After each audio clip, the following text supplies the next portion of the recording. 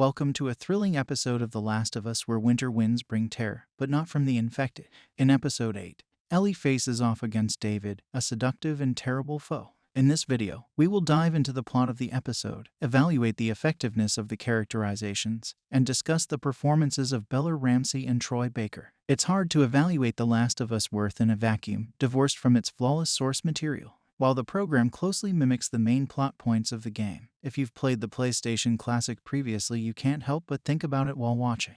When it comes to When We Are in Need, the show's adaptation of the plot lacks some of the emotional effects of the game's equivalent chapter. All of the scenes and performances work as television episodes, but the episode's tempo and religious undertones surrounding the antagonist David don't help the plot much either. The effectiveness of the episode primarily depends on how David is portrayed.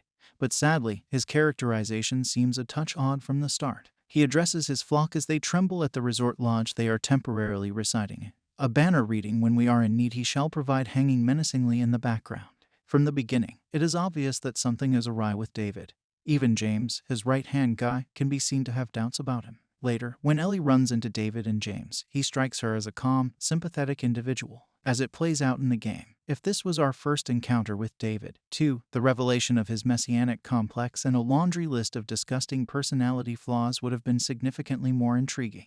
Yet at this time, we have a sneaking suspicion that he is not who he seems to be. When we first encounter David in the game, gamers are unsure of whether to believe him or not, much like Ellie was, before his real, terrible nature is completely revealed. There is at least a semblance of trust there because he and Ellie even survive an infected horde together. As Ellie seldom ever develops any sort of relationship with David on the program, the spectator experiences fewer emotional ups and downs. For the type of slow burn tension the showrunners and director Ali Abbasi are going for, a lot of things in this episode are too heavy-handed and telegraphed. Come on. The camera focuses on the tub of shoddily butchered mystery meat that one of David's guys is carrying as he comes from the lodge kitchen. This is a case when 2 + 2 = 4. The shock of the cannibalism revelation has now mostly worn off when it is subsequently discovered by Ellie spotting an ear on the floor outside her cage that David's flock has been inadvertently munching on their deceased friends and relatives. Shepard and Bella Ramsey do a good job portraying David's one-on-one conversations with Ellie, with the first one in the cabin being the most interesting.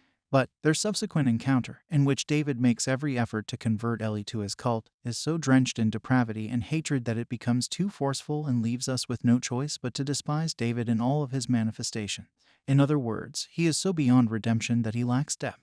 We discover that he is a violent pedophile who beats children and lies. But did he really need to be all of those things for us to despise him? It seems like the producers attempt to give the already intriguing character from the game more depth by submerging him in a vat of every current taboo in the book inadvertently lessened his influence on the narrative. The statement that David makes about admiring cordyceps and their capacity for love may be the most thought-provoking of the entire episode because it speaks to a recurring theme in the program. That people corrupt, infect, and desperately cling to one another in much the same way that mushrooms do. Yet the atmosphere makes this thought seem a little out of place. It's not that it doesn't make sense. Rather, David has so many significant health issues that his belief in mushrooms comes out as a little stupid and ridiculous, despite the fact that it's an intriguing idea that might thrive if given more opportunity to grow. Despite the episode's unbalanced narrative structure, Ramsey and Pascal's outstanding performances extend their unbeaten record on the show. Ellie's hardness and tenacity are brilliantly displayed by Ramsey while never losing sight of her frailty. There is no more graphic illustration of this than when she brutally murders David. She is furious, but she's also afraid of herself and how close she came to being molested as she slashes at his face. Seeing her experience tragedy in front of our eyes is heartbreaking. Yet Ramsey manages the situation so skillfully that we want to stick with her. Pascal has a noteworthy scene as well. We can tell that Joel is on a rampage to find Ellie as he tortures and kills David's men. But we can also see that he has done this before. We are aware of his previous transgressions. But now we can see that he is prepared to expose that shadowy aspect of himself in order to keep Ellie safe. Despite the extreme violence, Pascal's subtle, slow revealing of Joel's rage makes the scenario multidimensional. Further problems with When We Are in Need include the fact that the remaining members of the flock are never addressed, as well as the unfortunate young girl who was made to eat her deceased father while she grieved for him. Wouldn't it be interesting to watch how David's death affected the group? The game doesn't suffer in the least from their disappearance, so perhaps we shouldn't have been exposed to them.